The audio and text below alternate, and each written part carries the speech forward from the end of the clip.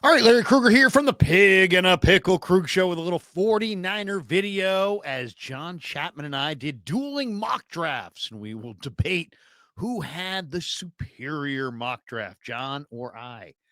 Of course, first we're brought to you by Pig and a Pickle, the best barbecue in all of Northern California. Check them out. They're in Emeryville. They're in Corte Madera. They're open 7 days a week from 11 a.m. till 8 p.m. Go get some brisket chili. Go say hi to Damon and Mary. Tell them that Krug sent you. You will never go wrong with Pig and a Pickle, the best barbecue in all of Northern California. And this video is brought to you by LearnKey Upskill Academy. Great news for Krug Show subscribers. Our sponsor, LearnKey, is offering a free cybersecurity course valued at $99. The course is titled Protecting Yourself and Your Organization. It's just 1 hour long. We'll give you essential tips to keep you and your company safe online. It's a limited time offer, so don't miss out. Click the link in the description of this video to claim your free course and start learning today at upskill.learnkey.com. And while you're leveling up your career with LearnKey, we've also got a brand new NFL Draft Challenge to tell you about. The April NFL Draft Challenge. All you got to do is predict the top 12 picks in the NFL Draft, and you got a chance to win a $100 Visa gift card. Totally free to enter. Just fill out the Google form linked in the description below with your predictions 1 through 12. First place winner wins a $100 Visa gift card. Second place, a $50 Visa gift card. Both winners will come on the Krug Show if they so choose during draft weekend. So hit the link, lock in your draft board, and let's see who really knows their draft. Good luck, and big thanks to LearnKey Upskill Academy for sponsoring this video and the Krug Show. All right, let's talk a little bit about our dueling mock drafts because that's what we did on Saturday. John Chapman and I got together on a live stream, and we came across with dueling mock drafts. And I'm going to share the screen and show you exactly how it all came out. So mine are up top, his are on the bottom, and let's just go through it. Why don't we start with his? Now, as far as what were the parameters, because John and I have done a number of mock drafts, so there's always some parameters. This time we made the parameters.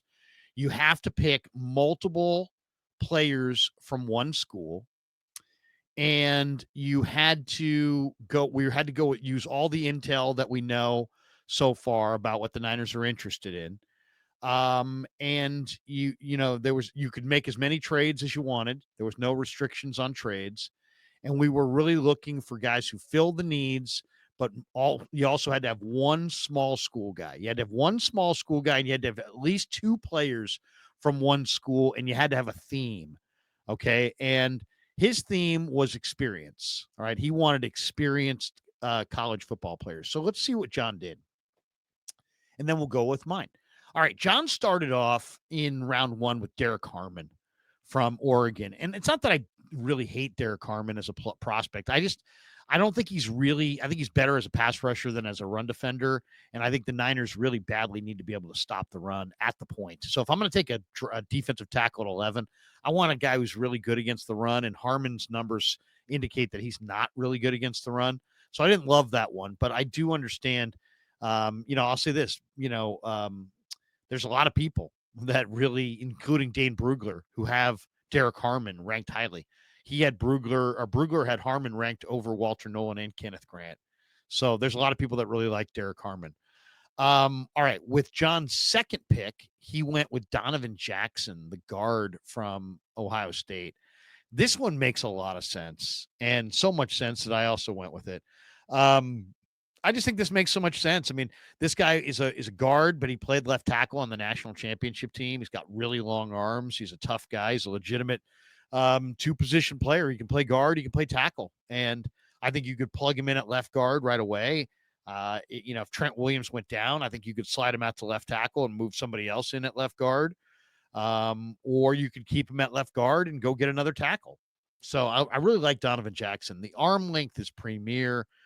He didn't flinch at all. When Simmons went out with the injury and they said, hey, move from right guard to left tackle, he's like, no problem. And he was great at left tackle, and they won the national championship. So I love that one right there. As far as the third pick, John was getting his you have to have two from one school out of the way early with JT Tuamolo. And, I really like JT more than I like Sawyer. just because I thought he really elevated his game in the playoffs. If you look at how many pressures and sacks JT Tuamolo had in the playoffs, he really stepped it up in the playoffs. And I like guys who do that. He's also a little bit bigger body. You've got Sawyer, more like 255, 260, and you got Tuamolo, who's probably more like, north of 270. So I don't love either Ohio State defensive end. I don't love Tuamolo because to me, he still seems like a pass rush specialist as opposed to a every down defensive end. But I like him more than Sawyer. Um, with the fourth pick, John went with pick 75. He went with Demetrius Knight from South Carolina. There's nothing not to like there. I didn't get Demetrius Knight in my mock, but of John's picks and his mock, this is my favorite one so far. Love Demetrius Knight. He's going to be a terrific linebacker. He's nasty. He's fast. He's productive. He's a descendant. He's related to Gladys Knight and the Pips and Aretha Franklin for that matter. So that just to have him on the show and be able to ask him about it might be worth it. So Demetrius Knight, good pick there by John Chapman. John goes back at 100 for Kyle Williams, and this is a receiver that's climbing the boards, Wazoo receiver. I like other guys more. I really do. And, the more I've read this afternoon about Brock Purdy's affinity for Jalen Noel of Iowa State, I think if I'm the Niners, I get Brock Jalen Noel. If I can get Jalen Noel in round 2 or round 3, I think I'm going to do it. But in this situation, he's got Kyle Williams. Kyle Williams is a good player too, really good player. And I think that would be a nice pick at 100. He went Dorian Strong at pick 113, the cornerback from Vatek, who's a big press man corner, runs mediocre, 4.5. Nothing to write home about there, but very competitive player and a good football player who's big and can play press man. He went with RJ Harvey, the running back from UCF, at pick 138. Love that. I mean, RC Harvey runs 4.4 flat. I think in some ways he's the most exciting running back in this draft. Really, really like him. I thought that was a great pick. At 147, John Chapman went with Chase Lunt, the mobile offensive lineman for Connecticut. And then he came back with Ty Hamilton with his next pick, the defensive tackle from Ohio State, who's also pretty tough. I like Ty Hamilton. I mean, I really felt like Ty Hamilton was kind of underrated on that defensive front. And then he went with Jalen Conyers from Texas Tech, who was at Arizona State and transferred to Texas Tech. Conyers was just pictured with Fred Warner at the Niner facility last week. Conyers was a college teammate of Ricky Pearsall, and I think he's a two-way tight end who's outstanding. If you could get Jalen Conyers at 227, that's a steal. That is an absolute steal. John, with 2 picks left, said, I got to get my small school guy, and went with Sean Dolak from Buffalo. And if you say, what? Sean Dolak, he led the nation in tackles. And this guy is a tackling monster. All he does is make tackles. The question is, does he have enough movement ability and athleticism to translate what he did in college to the pros? That's debatable, but his production in college is undeniable. And then with the last pick, pick 252, John went with Dan Jackson, the safety from Georgia. And I love this pick. I mean, I could just totally see John Lynch picking Dan Jackson. Dan Jackson ran 4.44 at the pro day in Athens. Pretty good football player, pretty heady, pretty smart, intriguing, better mover than you'd think. I really like that pick. So to me, what are the hits? The hits to me are Dan Jackson in round 7. Conyers is a hit. Harvey's a hit. I guess I would say Dorian Strong's a hit. Kyle Williams is a hit. Demetrius Knight is a hit. Donovan Jackson's a hit. So I felt like he got 7 hits there, but I'm a little biased. Because I took a couple of those guys as well. So I'm giving John 7 hits, but I'm and that's good. I mean, if you hit on 7 players in any draft, that would be good. We'll see. Now let's talk about my draft. I started, instead of going with Derek Harmon, I went with the intel of Tony Pauline, who says that the Niners are either going to take Shamar Stewart or they're going to take Walter Nolan at 11. And I love Shamar Stewart. He's super athletic, and I understand the need to go for defensive end. And I like the idea of a big defensive end. But Walter Nolan, I think, is just a little safer. And I don't mind taking a high end player, but I don't want a wild roll of the dice with the 11th pick. I mean, if the Niners were coming off of their third consecutive Super Bowl, then you know what? Then swing for the fences and be bold. But when you've missed on most of your first round picks, take somebody who's safer. And if I were them, I'd be thinking really safe, like Jedi Barron from Texas, possibly the Penn State tight end. Um, I would definitely be looking at, all of the safest players. Jalen Walker, if he's still available. But Walter Nolan, to me, is a really good defensive tackle. I think in this wide nine scheme, you need defensive tackles that can come off of blocks and make plays against the run and rush the passer. And he does both. 5-star recruit, went to Texas A&M. Some of the A&M coaches didn't have great things to say about him. Some people have questioned his love for football. But the one thing about Walter Nolan is he's like Chris Jones. He's really athletic, great hands, great feet, super tough, fast, good against the run, good against the pass. You can play him inside, you can play him outside. To me, he's a perfect guy to start your rebuild of your defensive line. If you don't go Walter Nolan and you still want that defensive tackle, how about Kenneth Grant? Dane Brugler told me that he feels like Kenneth Grant is versatile and can play in a number of spots on that defensive line, which was a little surprising to me.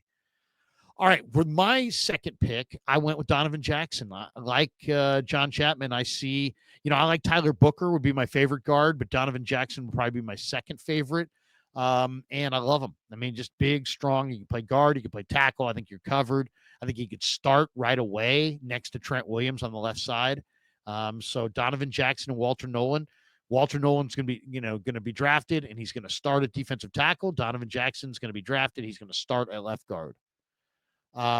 With my second round 2 pick, because I get another round 2 pick for trading down for Walter Nolan, I took Trey Harris from Ole Miss. So now I've got multiple Ole Miss players. So I've satisfied that requirement.